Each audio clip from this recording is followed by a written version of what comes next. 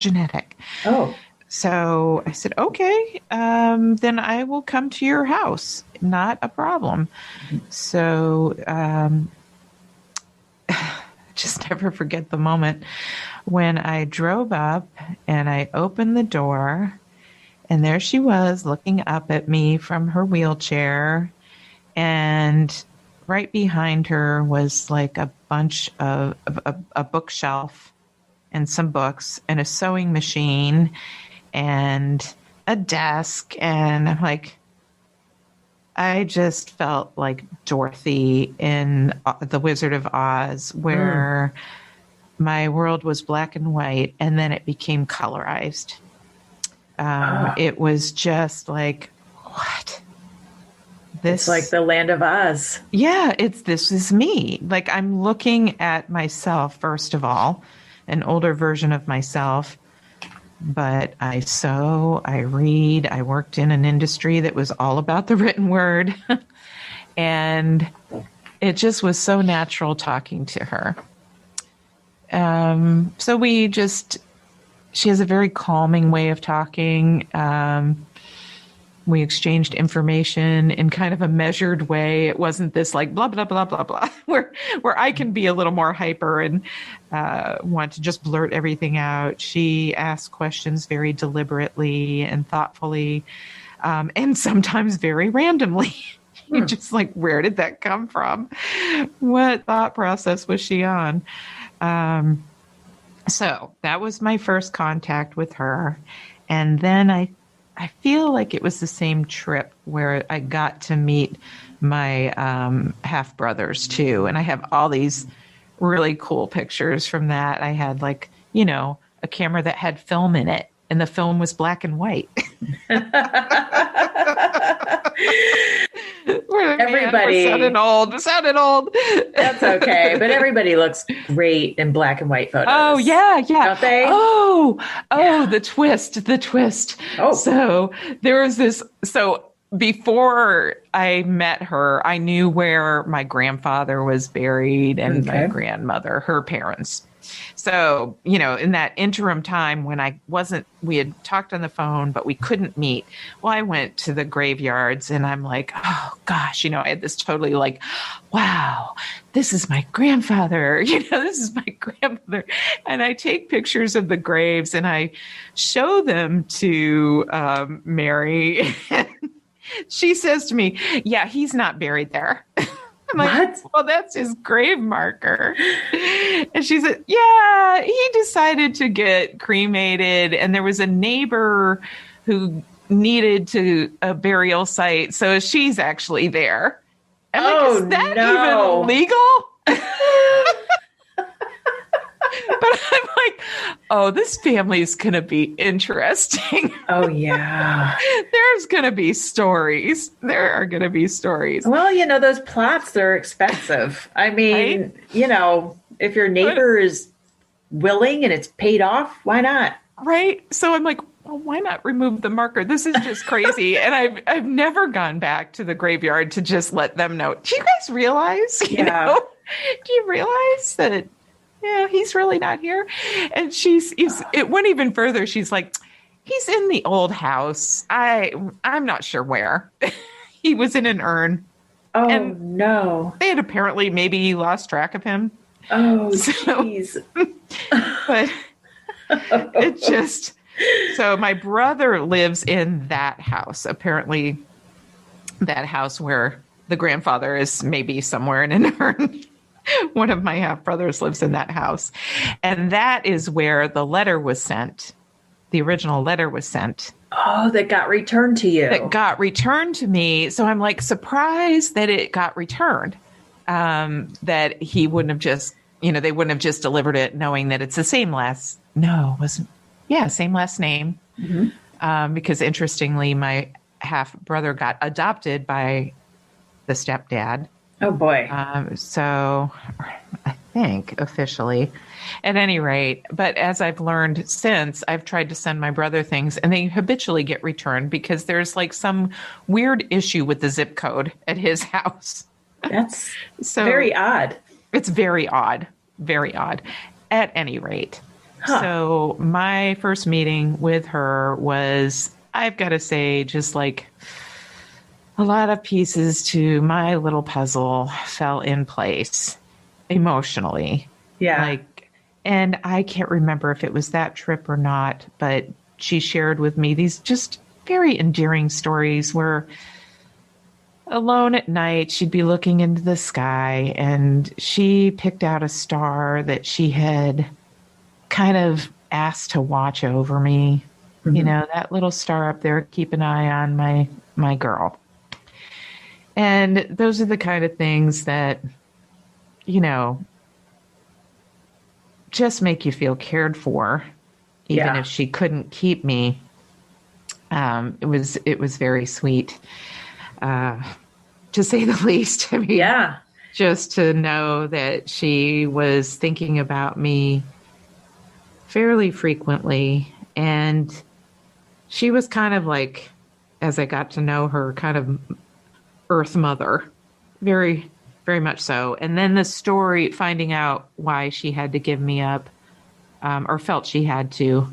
Um, it was a pretty tragic situation. Her mother had passed away pretty suddenly. She was living at home after her divorce with her only brother and her parents. Hmm. And they were all helping to take care of my older half sibling. And her mother died very suddenly, um, after like a month of being in the hospital. And gosh, there's a letter from her mother to her that is just dripping with maternal love. Hmm. It is just, it's, it just will make you well up when you read it. It's so touching. Well, is that something that you're eventually going to Oh, I might share it. Yeah, share here? yeah, that one. Okay. Yeah, it's worth it. I mean, even if it's off topic, it's really just about Mhm. maternal love. Yeah. It's beautiful. So, and she passes away, and literally a month later, not too much time later, her only sibling dies in a car accident. So, Mary's sibling. Okay. yep. So, household, both her parents, her brother, and her son. Well, her mother dies, and then her brother dies. Oh, So they are just, it's tragic. yeah. It's just, it's, I can't get my head around how incredibly grief stricken both she and her father were. In Hmm. fact, he kept journals every day, and it was more about the weather and how much he had to pay at the hardware store for a box of nails and Oh, very, wow. very detailed, like Hmm. specific details. But he kept track of his life. You know, he kept track of his life. And then there's entries about these two people passing, and they just rip your heart out. It's two sentences, but there's so much packed into those two sentences that, Oh, I bet. whew. So you could just feel the grief. And then my father, as it turns out, was one of her brother's best friends. Mm. So they were mourning together. Yeah. And I think that things were just so sad, and I can't say chaotic, but she didn't think she could introduce yet another element of, I don't know. She just didn't think she could handle it. Well, it's a lot to also care for a child and you're in mourning, and there are so many different reasons. And Yeah, I bringing think, another child into that, she was like, I can't do this to my dad. right. And, um, she was probably very conflicted Oh, she for was. many, She many was. years. And now there was something I was going to ask. I'm trying to Hmm. remember what that was. Oh, Oh, um, okay. I can't remember right now. I'm sorry. I do know she knew, just, I'll wrap this up soon, but she knew an adopted child. She had watched this child grow up, and he was loved, cared for. I actually still have his picture. Like, she kept his picture. So she thought adoption can be good. So I'm going to give this child up and hope for the best that, I know this other kid who's had a good life. I'm just going to hope for the best. Now, she was told, like all mothers were back then, that your child is going to go straight into a home. You're going straight into a loving home. And as we know, that was a falsehood. That many people were, sorry, my battery's running low. They were told, I just plugged it in. They were told that these babies were going straight into a home, but the fact was they were going into an orphanage. And then for me, I went into a foster home, and I did not get adopted for 5 months. 4 months. 4 months. Go ahead. Go. All right. We are going to talk about foster care in another episode, but I brought it up only to point out that I was in foster care for about 4 months. And when my biological mother found out about that, she was just beside herself because she had given me up with the promise that I would go directly into a home. So that was very upsetting to her. Mm-hmm. Yeah, and I've heard numerous stories from people saying that that's the case, that the biological mothers are told certain things and it ends up not being that. Right. And your mini-sode. Yeah. Angelina's story, exactly the same thing. Absolutely. Yeah. Ugh. So I guess they just needed to make sure we weren't broken. It's really something because it really denies the adoptive parents that bonding time too, but that's a whole other subject. Yeah. Well, it sounds like for you, in your case, though, that when you, I'm now remembering my question. Okay. Did your biological mother, Mary, did she try to look for you? Oh, that's a great question. Oh, that answer is no.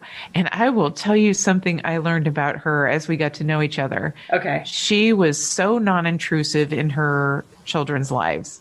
It was incredible. She would never call us. Not once.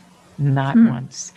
And I got kind of upset at first because I'm like, I got a postcard from her probably 3 months after I met her or something like that. And it had her phone number on it. And she said, call anytime. And I'm like, the phone rings both ways, lady. Oh, but she didn't want to be intrusive. So I was kind of like, gosh, that seems kind of, and then I got all adolescent about it too. I'm like, fine, give me up for adoption and then expect me to call you? Come on. That's not the way this is going to work. So, I remember being very upset about that. And I talked to one of my half siblings a bit about it. I'm like, this perplexes me. And I was honest. I'm like, come on, you gave me up for adoption. You can't demand that I be in touch now, Mm-hmm. And they're like, oh, what you need to know is she never calls us either. It just is, she will not do it. She doesn't want to be intrusive. And so then I was able to have a conversation with her about it. Like, is this really the way you operate?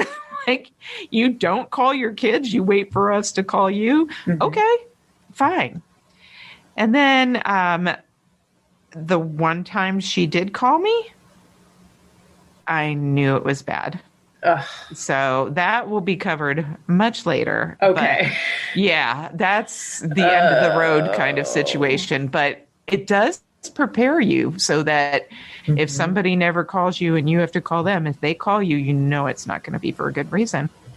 Wow. So, yeah. Man, I probably would have loved that arrangement. I think most people would, as long as you understand that's the arrangement up front and that it's not like this neglectful situation. Right. Yeah. especially when you finally made that contact and